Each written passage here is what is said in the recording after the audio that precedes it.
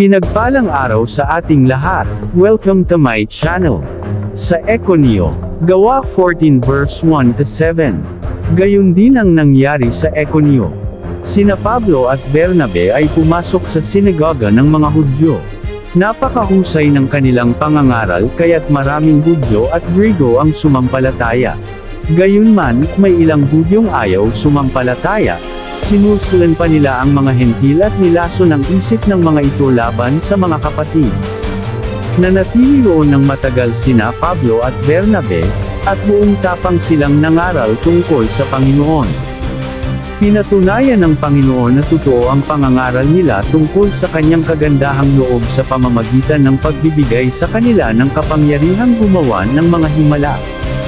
Kaya't nahati ang mga tao sa lungsod, may pumanig sa mga Hudyo at may pumanig din sa mga apostol, hinalak ng ilang mga Hentil at mga Hudyo, kasama ng kanilang mga pinuno, nasaktan at pagbabatuhin ang mga apostol, subalit nang malaman iyon ng dalawa, sila'y tumakas papuntang Listra at Derbe na mga lungsod ng Lycaonia, at sa mga karatig na lupain, at doon sila nangaral ng magandang balita.